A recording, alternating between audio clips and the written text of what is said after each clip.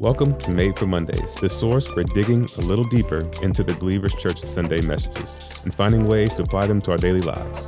Together, let's take a deeper look and find a way to bring Mondays back to life. Hey everybody, welcome to the pod. My name is Heather, and who are you fellas? Hey there, Heather. It's me, Jamey. Hi. Hello, everybody. Samuel's here today. Hi, Samuel. Good to see you, Sam. Thanks. Great to see you guys. Saw you guys yesterday, too. We did. Yeah. And the day before. Yeah, it seems like we've seen a lot of each other. I know. Honestly. Yeah. Should we just wrap it up? And the day before. Yeah, it's true. It's been a lot. Yeah. Wait, Saturday Not was the only Saturday. day we didn't see each Saturday other? was the Yeah. only day we didn't see each other. Yeah. All We right. were laughing about that because we had the staff party on Friday night. Uh-huh. And Jeremy came in and he was like, we just sat there and stared at each other because it's like, we see each other every day. I don't know. We have nothing Yeah. else to talk about. We don't have anything to talk about.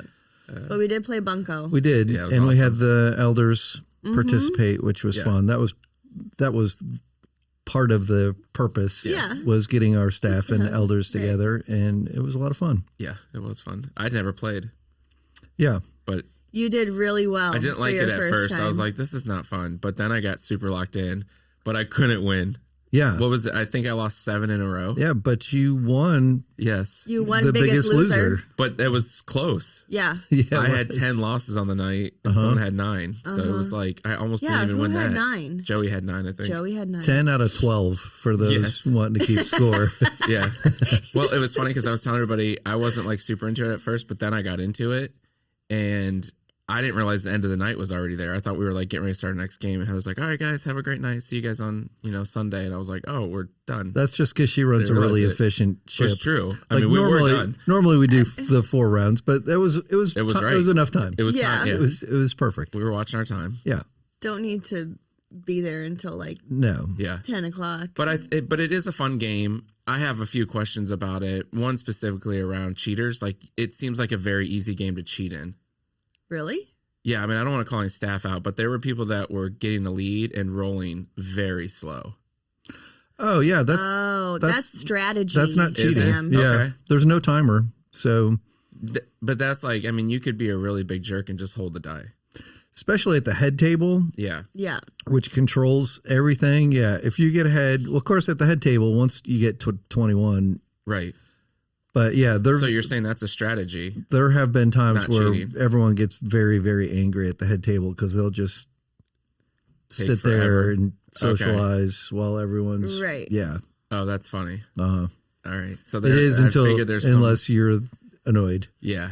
But like with that, there's potential to rack up bunkos and mini bunkos. Yeah. Right. That's true. Which then you would get Which I never prizes did. for. That's true, which you never did. But Every time I was trying to roll as fast as possible because I was always losing. But anyways, it was a fun game. Yeah, it was a lot of I'd fun. never played that. I like it in those settings because there's zero skill Yeah. necessary. Oh, like yeah, for you're sure. just rolling dice. So like whether you're very into games or not, yeah. you Yeah. can play. I like it because it just you're always at a table Yeah, you're with meeting new new people. people, Yeah, yeah. it shakes up the crowd well. Jamie ended at my table when we broke for food. And I was practicing rolling. I was like, "Can you practice rolling dice? Like, does it can. make you better? Doesn't make you any better. Yeah, It does not change the Yeah. math. right. The math is the math. Yeah. It was a fun day. It was a fun night. Yeah, So what else did you do That this was Friday. weekend? yeah. That was Friday. Saturday, Bonnie and I went to the car show down at the Virginia Beach Oh, how was Convention it? Center. Sometimes it's great and sometimes it's a dud.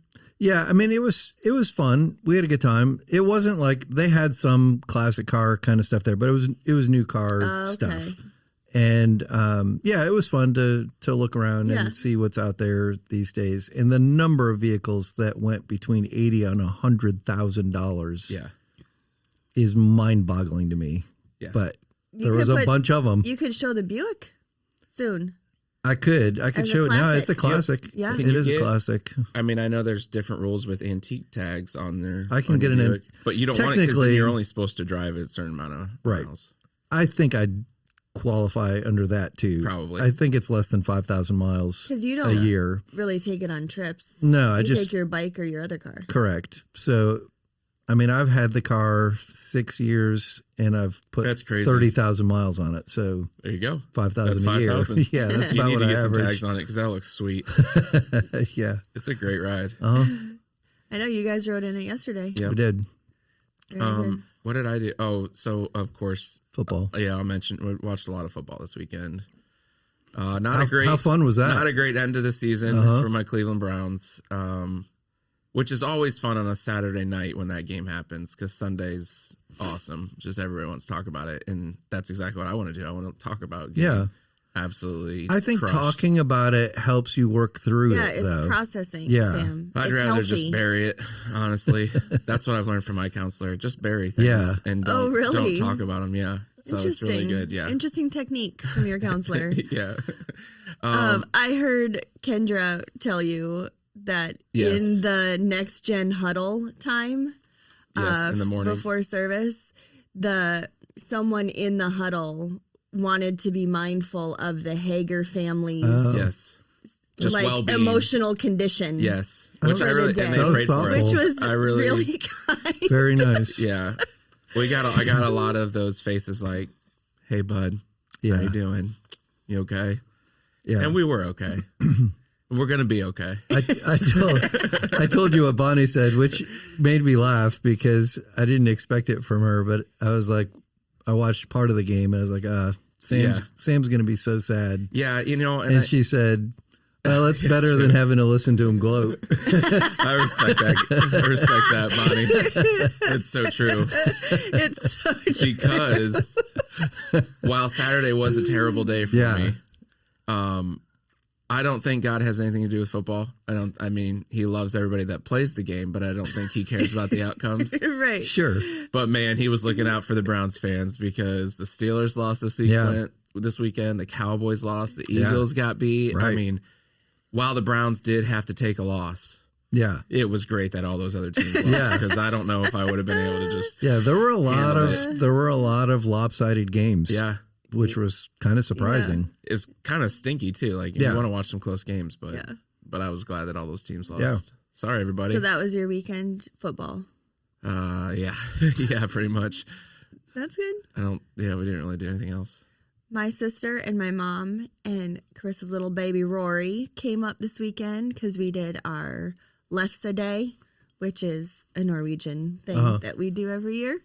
And so that was really fun. But it's very messy. There's like Nate gets a little annoyed because there's flour everywhere. So it takes a while to Pastries? Is that what it is? It's Or like is it- Those little it waffly almost looks things? like a tortilla. Okay. Yeah. Yeah. But yeah, so we did that. And it takes hours. Like we're doing it from like 10 until 2:30ish or something. But it was really fun. My youngest niece right now, Zuri, this was her first year like doing it with us. And she was awesome. Oh, yeah? Yes. She loving it? She loved it. And she like has, it's like you roll out tortillas so they're very, very thin. So there's like a lot of times that it breaks and it tears and stuff like that. But she just had no fear, like where, as adults, you're like trying to be real gentle and stuff. Like she didn't have fear of it. So she would just like get it really thin and then like pick it up to flip it over. And we'd be like, oh, it worked. It's working. She would That's awesome. She said, I was like, Zuri, you're like a professional. She was like, I am really like a professional. That's awesome. So cute. So yeah, that was really fun day. And Sunday was a great day. And then yesterday we all got to go to a Martin Luther King breakfast. Yep. Prayer breakfast. Super good. So you want to share any highlights from that, Jamey? Yeah, it was just really good. So we had a table, the church did, and Rochelle's dad was the keynote speaker. And Rochelle's mom spoke at a thing that we did here. Yeah, one of our Let's Chat events. Right. And when she spoke, she broke into song just like Rochelle does during the welcome and stuff. And I was like, oh, well, that's clearly she where comes by it Rochelle, honest. yeah. But man, her dad Yeah. did the same thing, and that guy can really sing. Well, it he was can. unbelievably He good. sang the Star Spangled Banner He to did. open the day. And that was amazing. I've never heard a was rendition. incredible. I haven't either. It was one of the best. I think maybe the best I've ever heard. Honestly, you could throw him in an NFL stadium before a That's what- game. yeah, It was one of the- amazing. It The was like MC incredible. like said that. He was like, "That's better than some Super Bowl." Yeah. Yeah.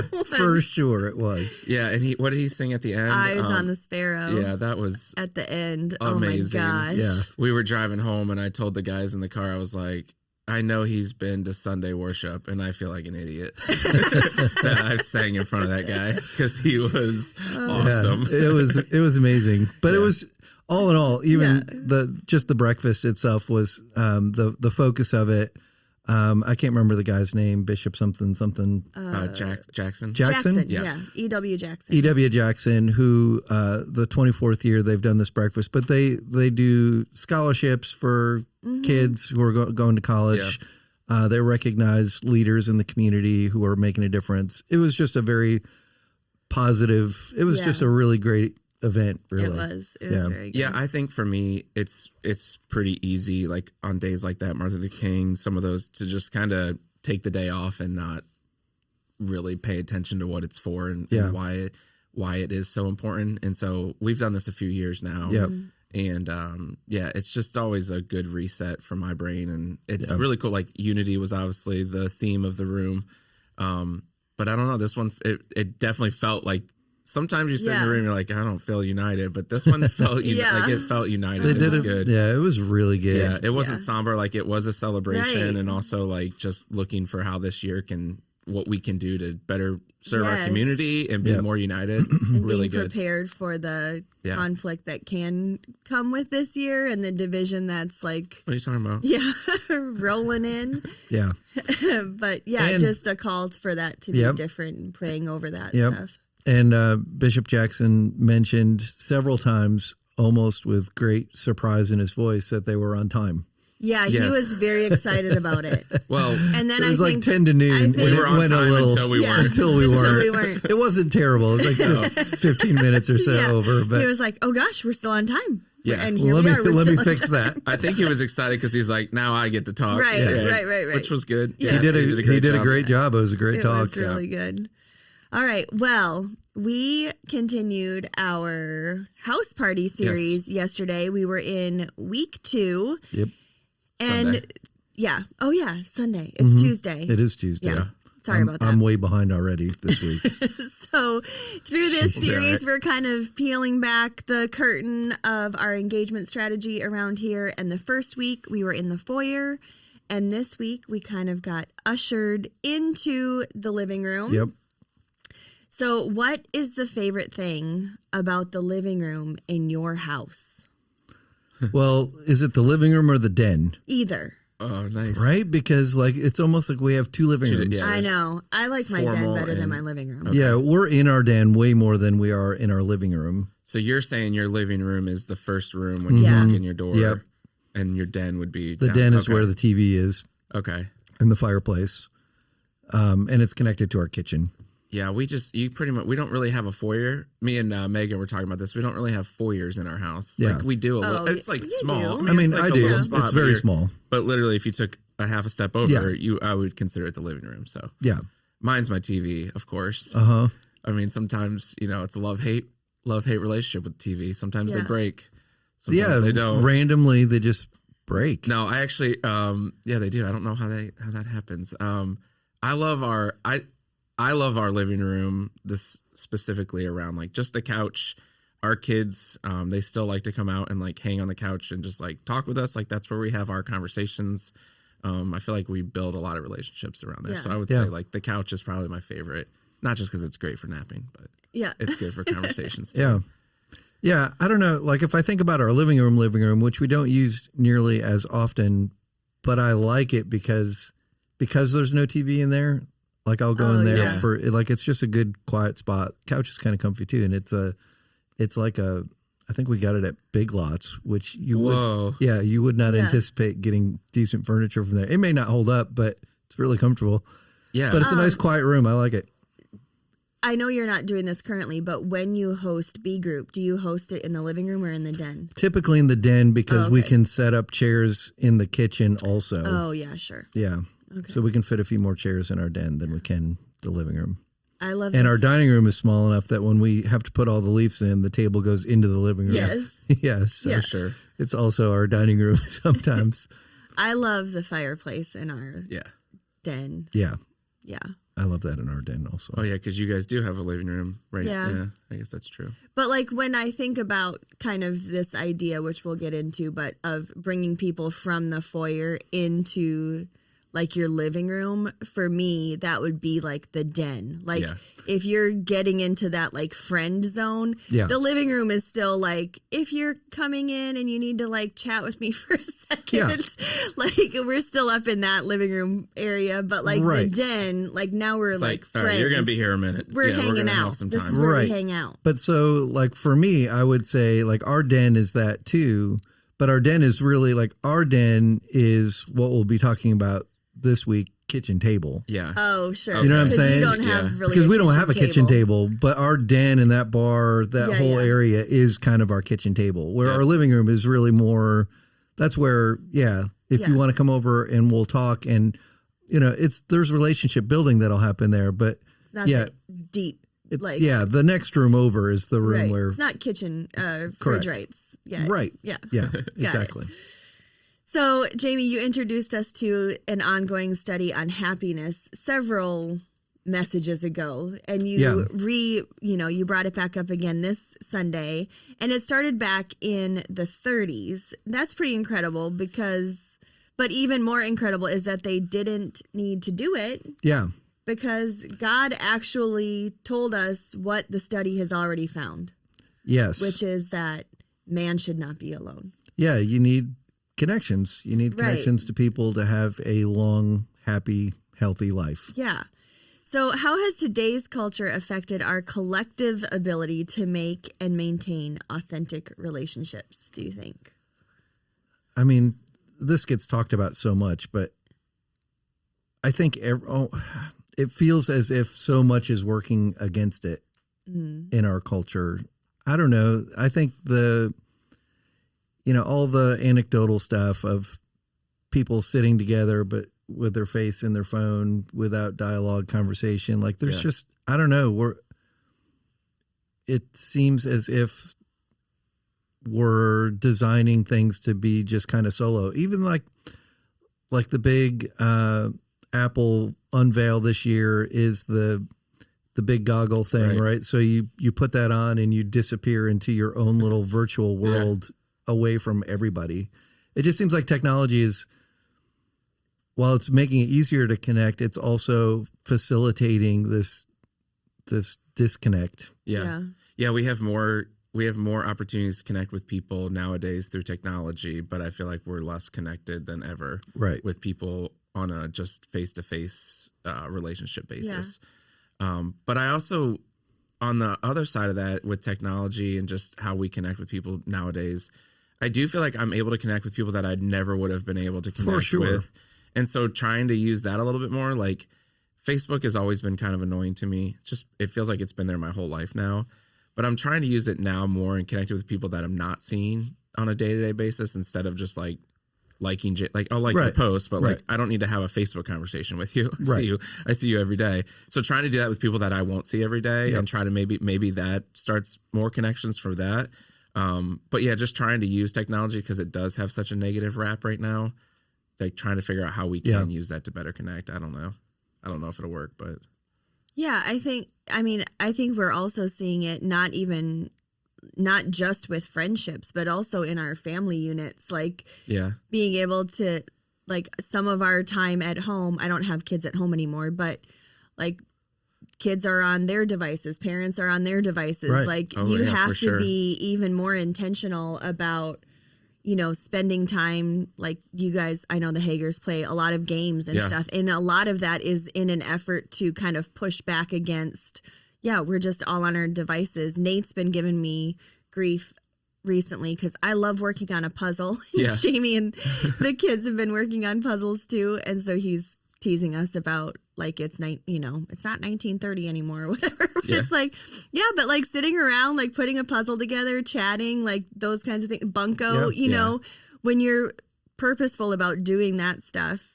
I think it just kind of helps Yeah, I will combat say, some of that. being, Jeremy as well in the room, but like a parent of a 15 and younger kids right now, like I don't get it. Like even from my age to Addie, who's 15, like there is such a difference in how they're developing relationships. I know For Real and Next Gen, like they are constantly like trying to dig in and figure out, okay, how do you connect with this generation? But it is extremely difficult in the house to be like, all right, devices up. We're going to sit here and we're going to but you got to find something else to do. Right. Like, cause they're just not going to sit there and talk to you. You got to figure out the puzzles and the, okay, well, we're going to play a video game, but it's all going to be together. Right. We're going to be in the same room on that couch that I was talking about. So yeah, just trying to be really, really specific with the things that you can do to try to connect instead of just everybody in their rooms on their different device. Yeah. Jamey, you shared your experience of moving to a different school and after your parents' divorce, and it was in middle school, which is such a terrible time to make that sort of adjustment. So can you guys recall other situations where a lack of friendships was particularly difficult, and how did you kind of navigate through that season? Yeah, so I was thinking about that. I mean, every time I had to move, there was some of that went on. So I only moved, twice as a kid, once to Long Island, once back home. So the back home move was pretty easy because I went back to all the people that I had grown up with. But then when I moved to North Carolina to go to college, I knew Bonnie, but I didn't know many other people. Or moved to France, like just the various times that you had to move. But then I think like some of those you're in stages where like that everyone's going through the same, like you go to college, everyone's in the same boat. Everyone's trying to figure it out. When we went to France, it was actually pretty similar too, because our first year was at a language school in Albertville. And so there were people from all over the world there, but we were all displaced people trying to learn a language. So there was community there that was pretty easy to develop. And then I think, like if I were to go through something like that today at this stage of my life, like it would be way harder, I think. Because then I had either I was going to college or I had kids who were in school. So my kids forced me to integrate more into community, that kind of thing. But I think now at this stage of my life, if I were to relocate and go to someplace new, like being the introverted bent person that I am, it would be a lot harder for me to put myself out there and get connected with people. I was going to ask you that. We have a lot of stories that are similar just growing up. Like this happened to you in New York, but I was like, oh, well, that kind of similar happened to me when I was growing up. But were you, like when you went to that new school, were you pretty introverted, or do you think you're more... No, I'm definitely more introverted now than I was then. Although I still was somewhat introverted. Yeah. Because one of the biggest differences, you and I, like I was super extroverted, but I can remember like we moved when I was 7 to a new city. But I don't ever remember being like, oh, this is really tough, like the friendship thing. But I think I may have told this story before, but when I moved to a new school in high school, I went my freshman year, I can remember it was in the summer and I went to first football practice. And I remember sitting in this locker room as a freshman, all these seniors, like upperclassmen, and they're all doing these things. Everybody's having fun in the football locker room. And I'm just sitting there like freaking out. And I remember a kid walked up to me. He was a senior, Sharif. And he introduced himself and he walked me around and introduced everybody. And when you were telling that story yesterday, I was like, that was the difference for me is he did that. He got up and he didn't have to do that. And that, I mean, I was an extrovert, so that's all I need. I just needed that first little push. And I always think back to that story. I Facebooked him a couple of years ago and just thanked him for that. And he didn't remember, of course, but it was like, man, that changed. Yeah. That literally changed my huge experience. And I just thought about that with church too. So those are the two connections. Yeah. Yep. I moved around a ton. You were all the time. And it was very hard for me. And I would say like I am definitely more on the extroverted side of things. But it got to a point when we moved, my eighth grade was a year that we moved from Canada to Brooklyn. And that's easy. Just like such a drastic like change in culture and everything. Plus like the last year of middle school. And that's when it was just the worst. Yeah.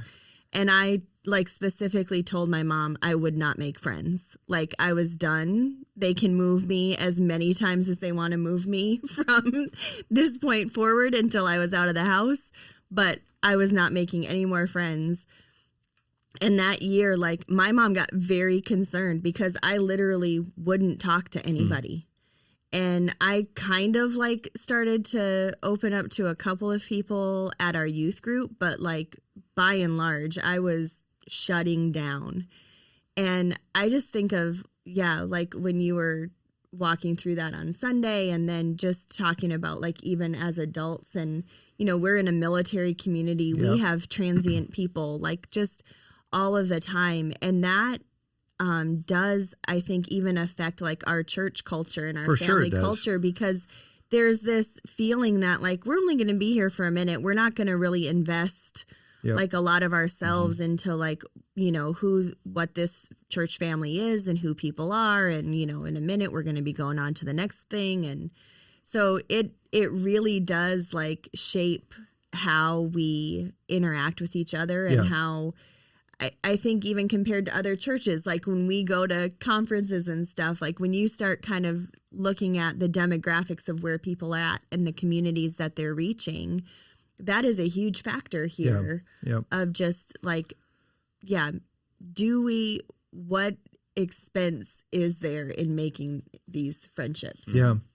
Yeah. And the reason I told that story was to, you know, to try to, some people haven't had that experience. You know, if you were born and raised in a certain spot, you know, you didn't ever have that experience. But I wanted to try to create a moment where people would reflect on what it's like to walk into an environment where you just don't know anybody. And when people walk into a church, like I think sometimes we underestimate how much it takes for a person to get out of their home and out of their car and into this space. And how intimidating that can feel for someone. In the lunch with Jamey on Sunday, I had a bunch of people who've been here just for a few weeks or so. And one person described it. She said it was very overwhelming when she first came in because she said, I felt like I can't remember the word she used exactly, but just like overrun by positive, happy people. Well, that's kind of awesome. It was good, yeah. But she said like initially it was just like it was initially it was just so intimidating and overwhelming to her. But she also was like, but it was also very positive, you know. So it made it. I imagine if she came in and people weren't friendly or happy, it would have made that experience, I'm sure, even more difficult. But and how much responsibility for those that are already connected, like. You should carry a weight of being like, to connect other people that aren't connected yet. I have a friend and it doesn't matter. I've known him for years. Wherever we go in Hampton Roads, he will know somebody. Like it doesn't matter. We could go golf. We could go anywhere and they will know somebody. And he always introduces, hey, this is so-and-so I grew up or whatever the background story is, which is a great thing. And it's a great example of like, we should be doing that at Believers too. You walk in, it's like, if you know a lot of people and you are connected, man, don't just let that be. Like you should be connecting other people that aren't connected yet. Yeah. That's really good. Yeah. And just a sidebar. I was in a conversation on Sunday with someone that I've gone out to breakfast with a handful of times. Like I know them relatively well, but Bonnie came up and, like, this is just something to be aware of when you're in the Commons or whatever.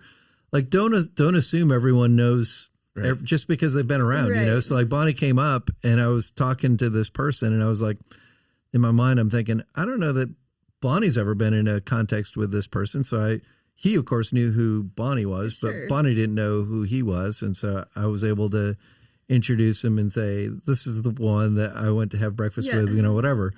And so, yeah, just being mindful. And like you said, Sam, that's what made me think about it. Just like introducing, like, don't assume everyone knows each other. Like take a moment, connect some people. Yeah. And it's far less awkward to be like, oh yeah, we met one other time or whatever, than to just be like, maybe they did, maybe they didn't. Yeah. I should know this person, so I'm just not going to say anything. Don't make it weird. Don't make it weird.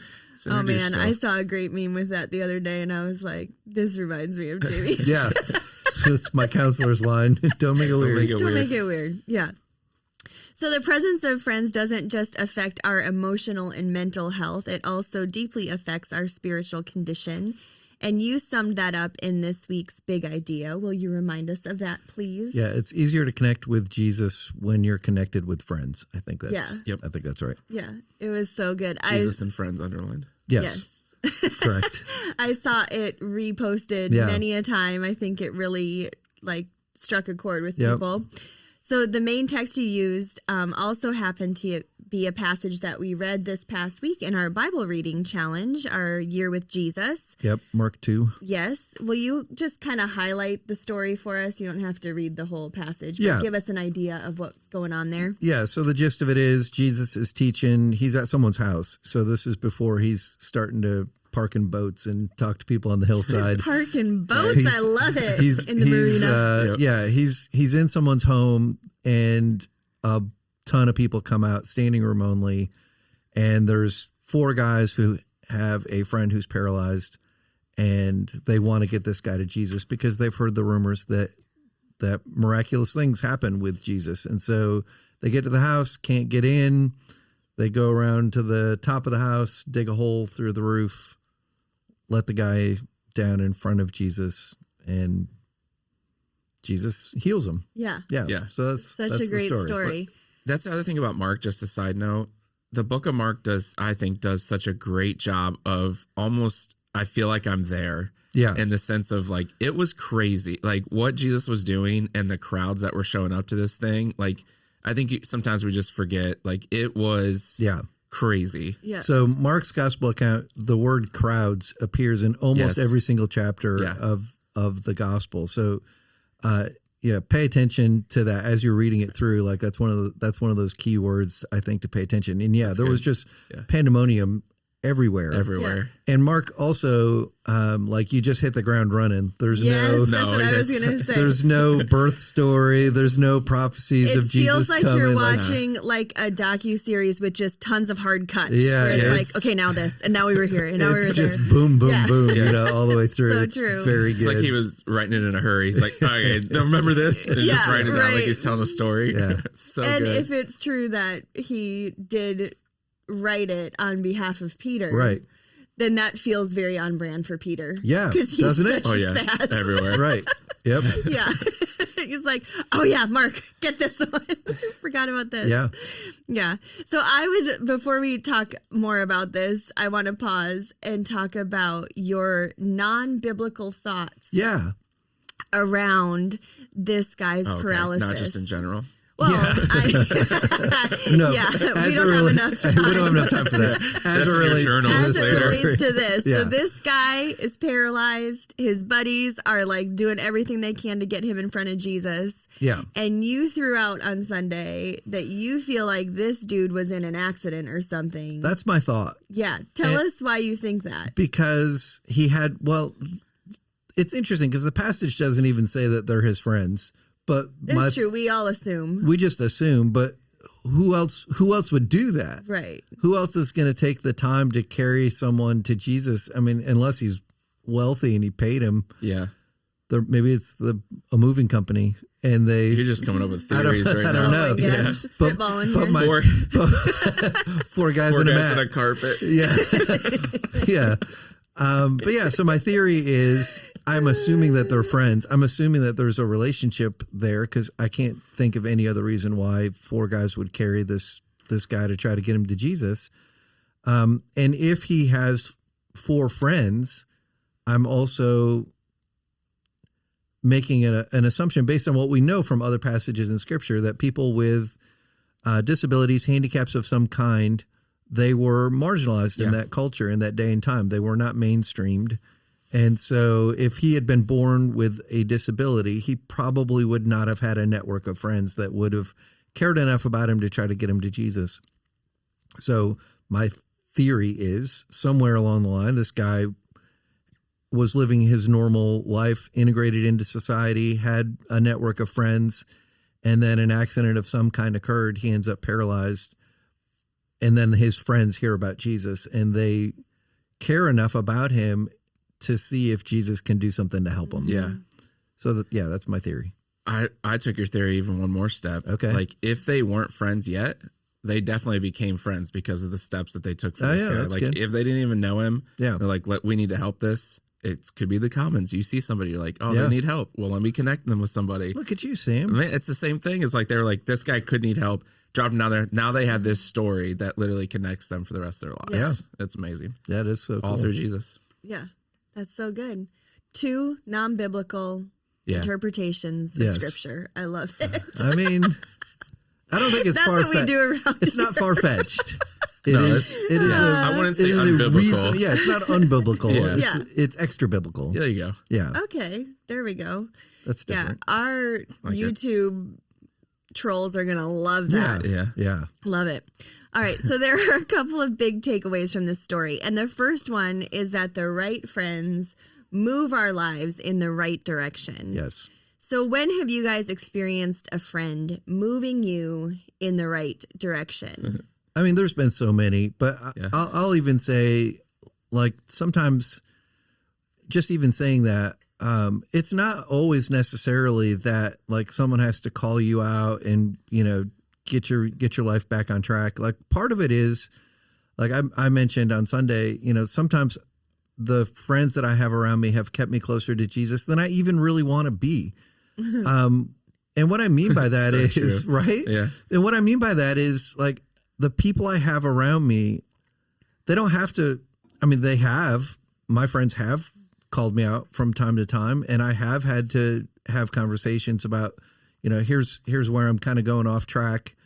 And they help get me back on track. But more times than not, it's just I have people around me who they themselves have made the decision that they're making Jesus number one in their life. And so they are going in that direction.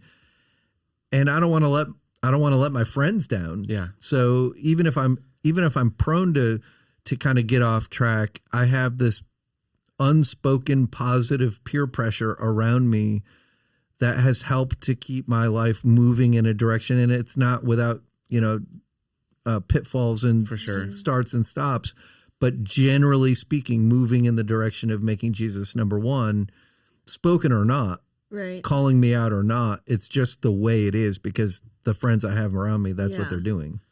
Yeah, this probably will be unbiblical again, since we're sticking with that.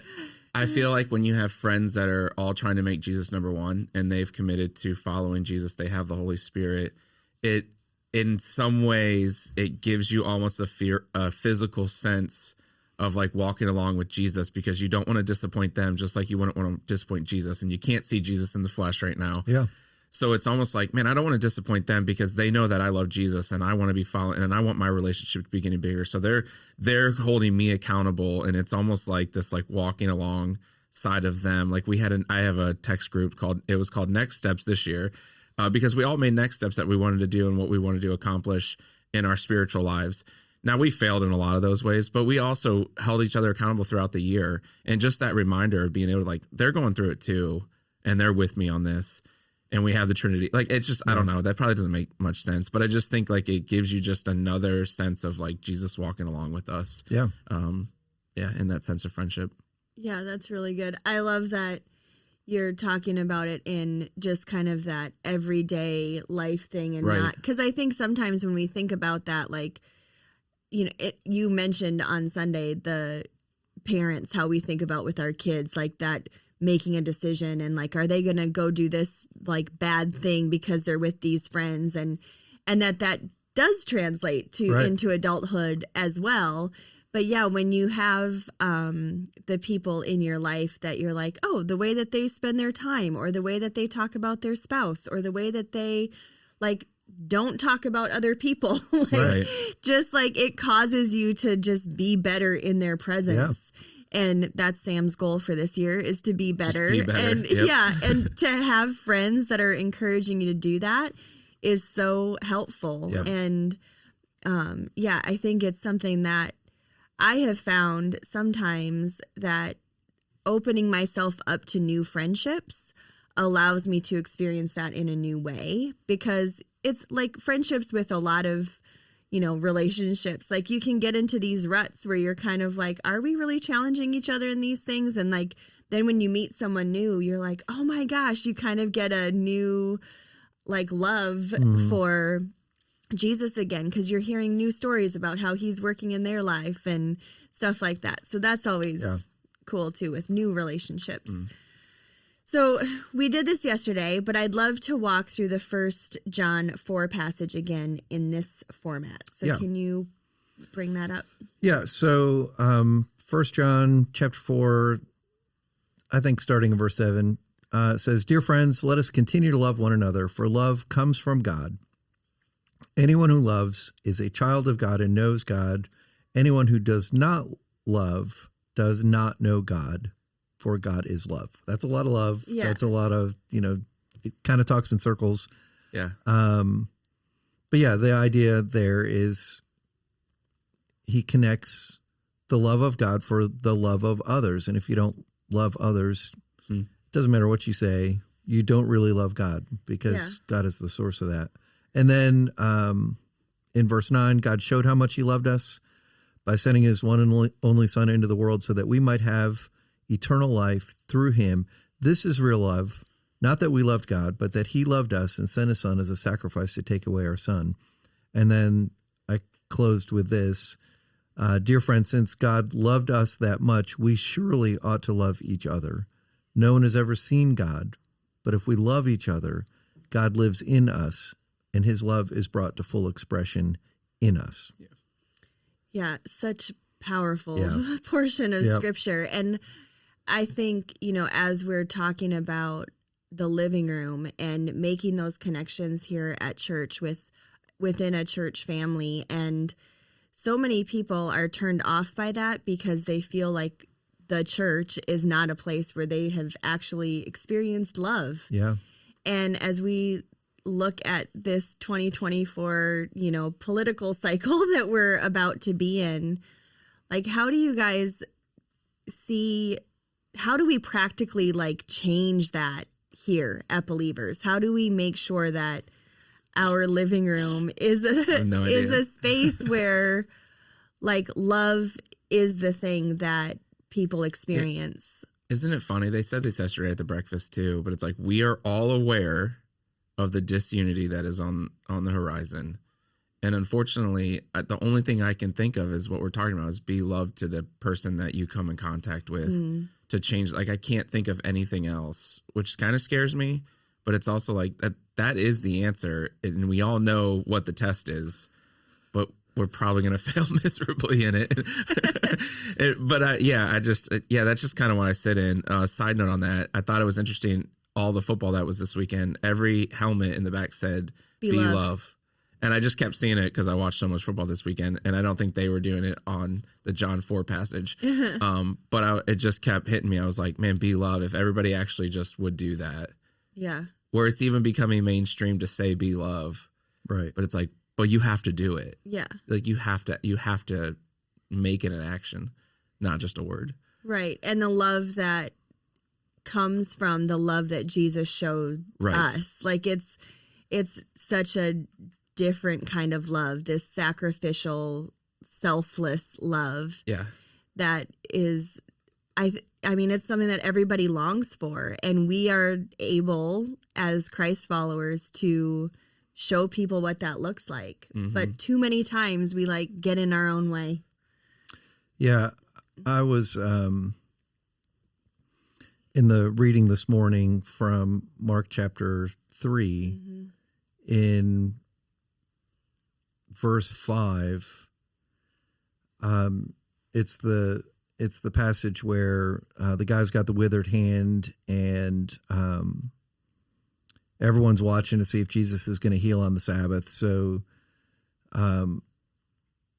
Jesus brings the guy to him, and it says he looked around at them, the people who are trying to trap Jesus, and he says he looked around at them angrily, and he was deeply saddened by their hard hearts. Yeah.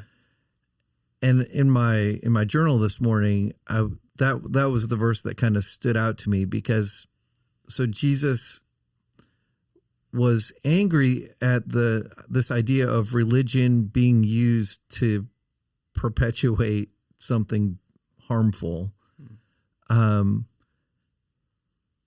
And even though he was angry at that, he was sad about the hard hearts of the people. Like he didn't necessarily lash out at them. And I thought, like, if in this cultural moment that we're getting ready to go into, like, yeah, if we can like be violently disagreeing with someone on a political persuasion issue, but be a little more tenderhearted towards the people who are on the other side of that.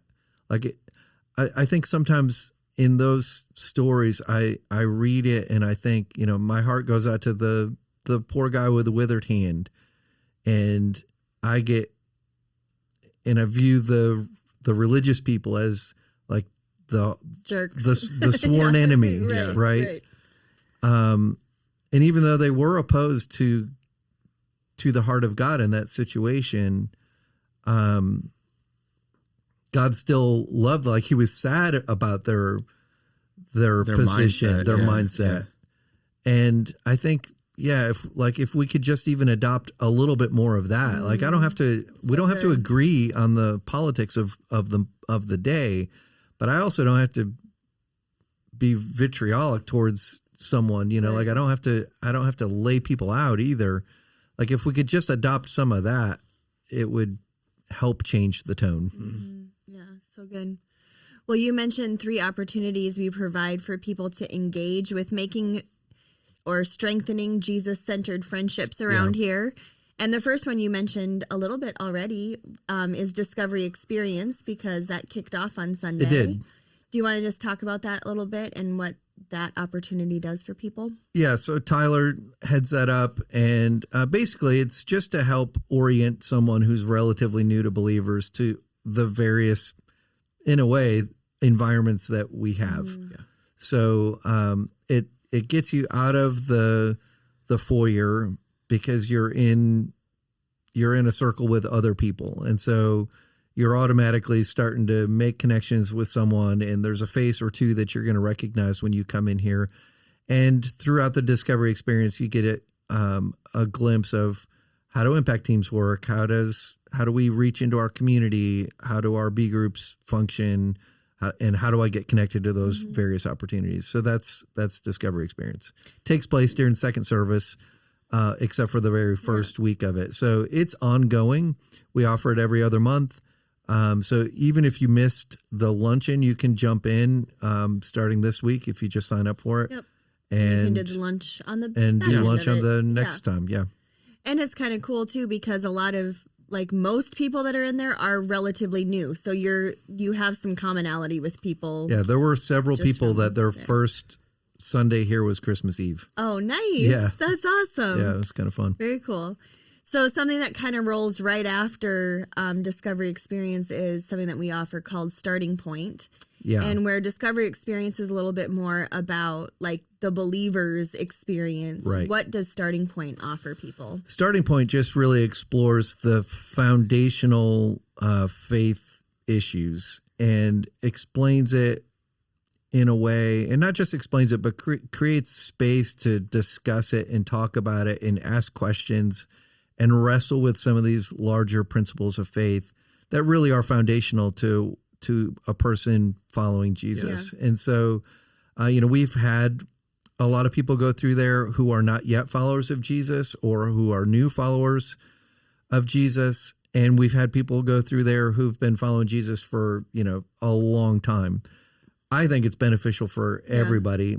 I will say, if you're younger in your faith, the connections I've seen developed in that from here at Believers who've gone through Starting Point, it's exceptional. Yeah.